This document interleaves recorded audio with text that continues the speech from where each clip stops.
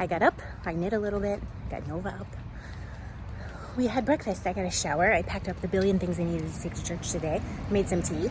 My mom came to church, redid all the chairs, because we rent space at an opera company, so we have to reset up a lot of things all the time. And now I'm outside putting up signs, and I'm out of breath. It's gonna be a very busy day, I think. On my way home, I recorded some of the music from church today, one Christmas song and one other song, because I know some of y'all really liked that last year. I'm gonna put it at the end of today's vlog because I don't want, like, it's like 5 or 6 minutes long, so if that's not your thing, you can skip it. But yeah, church is over. It's 1 p.m. I'm on my way home. Nova will be up probably fairly soon, around 1:30, maybe 2 if we're lucky. And then I don't know what we're gonna do for the rest of the day, but something fun, I hope.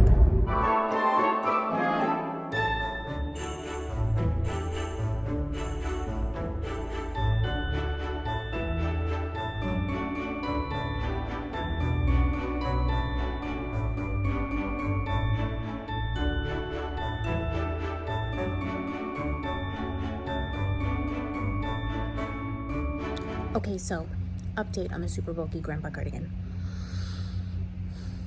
I'm 2 ounces into the second ball of yarn, which is 8 ounces total.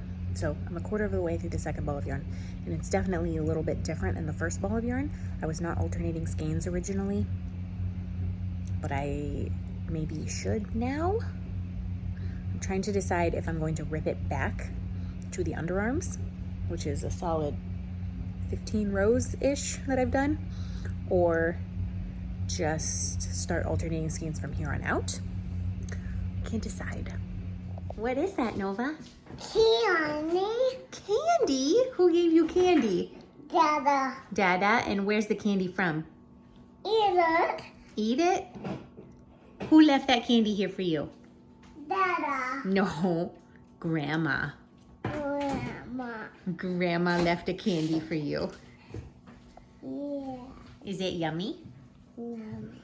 Is it yummy? It's a yummy? Uh-oh.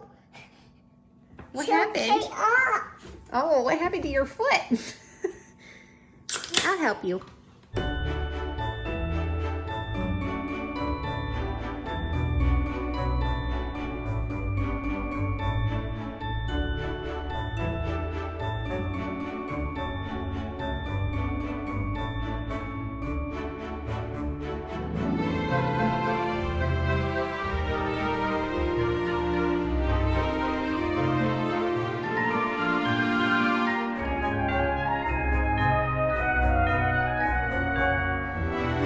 Friends, it is 8:30 and everyone in the house is asleep except me.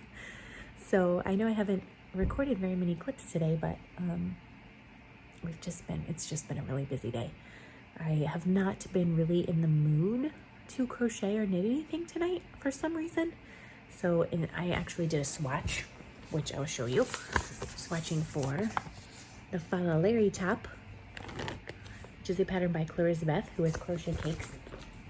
And I swatched for this pattern, maybe a month or 2 months ago, using a cotton linen sport weight yarn from, not Knit Picks. What's that subscription yarn company? I can't think of the name now, but it'll come to me eventually.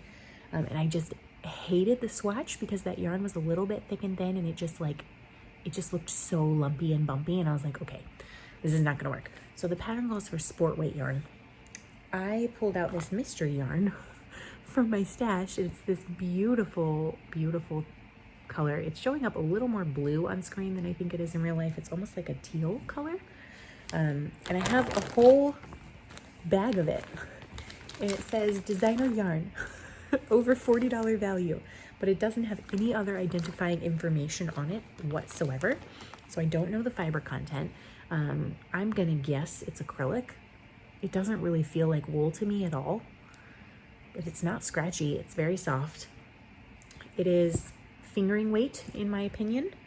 I think it's definitely a fingering weight. The pattern calls for sport weight yarn. But I live in Florida and I don't really have any sport weight yarn in my stash, certainly not enough to make a top out of.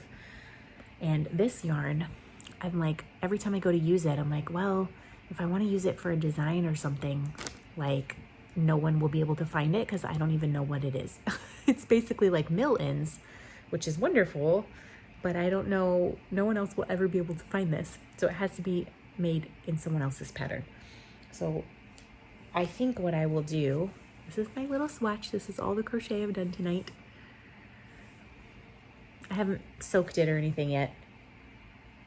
What I really need to do is take a lighter, like a candle lighter, and melt the end of this and see if it burns. Because if it burns, that means it has some animal fiber in it. And if it just kind of melts, that means it's acrylic. I'm pretty sure it's acrylic. But who knows? I mean, it feels like acrylic, but who knows? So I did my swatch. I can, of course, I'm going to be off gauge. Because when do I ever get gauge?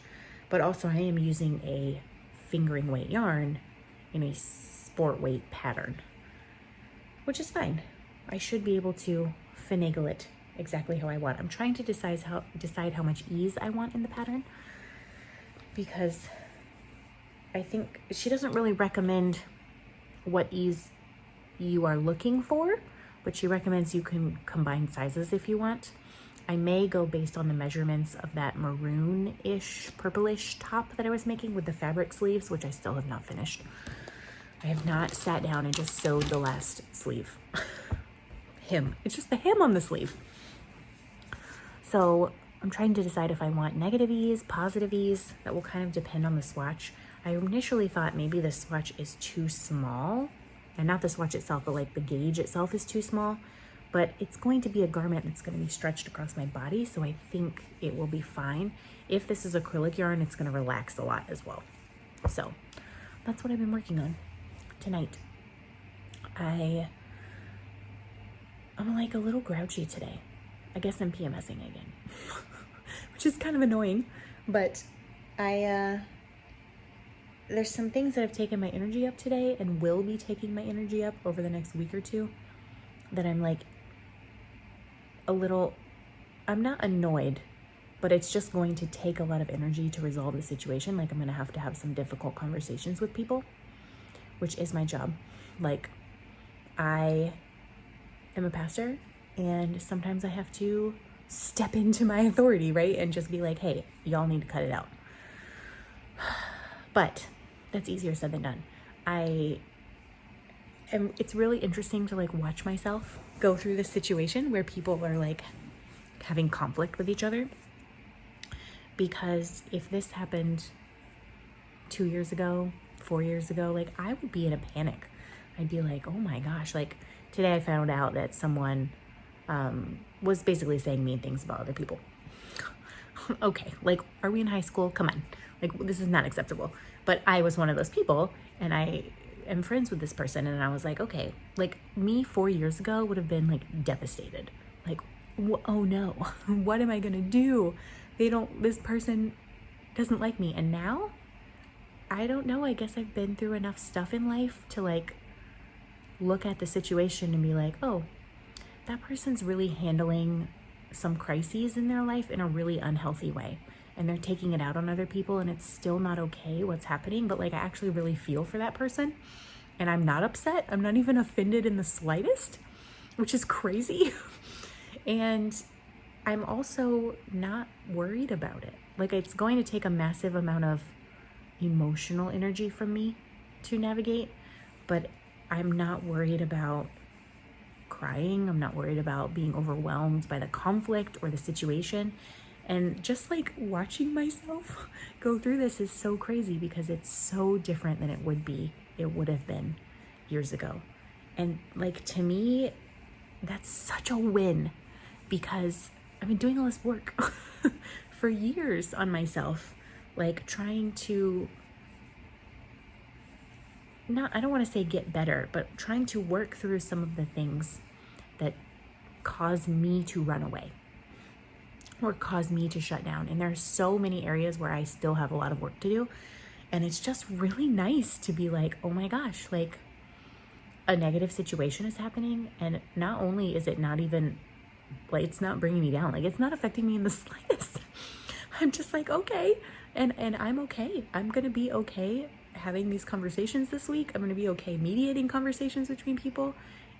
And that's just, I don't know. I feel really proud of myself for that. So if you're like in the middle of working on yourself, just I promise there will come a point where you're going to have a situation like this and just look at yourself and be like, wow, like, look at you handling this. Whereas before it would have totally shut you down. This is crazy. Go you. And you can high five and give yourself pats on the back. I do have 2 questions that I want to ask the internet. One of these questions is, for anyone who's had ball of foot pain, I keep getting pain in the ball of my foot, and it's like the joint. I don't even know how I can show you my foot. I'm wearing hand knit socks, by the way. Right here, this. And I've had pain there since June. And in June, I walked a lot for Pride. And I was wearing Toms, which are some of my favorite shoes. But since then, the ball of my foot has been hurting, and it got better, and it like tends to be, it's not getting a little worse now. And now my left foot is hurting, and it seems like it doesn't matter what kind of shoe I put on, the ball of my foot just hurts. But if I stay off of it, it stops hurting. So I don't know, like, how do you handle this? Like, clearly I'm too old now to wear my cute shoes, but I never wear heels. I mostly wear flip-flops or sneakers or Toms or boots or something. And it's just really sore. And like, I was jumping around to Irish music with Nova earlier before her bath time, and I was barefoot just jumping up and down on the like laminate floor, and it really hurt my feet in a way that I don't think it ever has in my life before. And I was like, what is happening? Like, I was jumping around, I was wearing slippers, and then I was bare feet, and it just bothered me. So if you have ball of foot pain, like, I don't have a fracture. It's nowhere near as problematic as that. I don't have any numbness or tingling or burning. It's just really sore. Like I have a bruise on the bottom of my foot that won't go away. So if you have tips, please comment below and let me know. Have you dealt with foot pain? Right there specifically. And the other question I have is like a parenting question.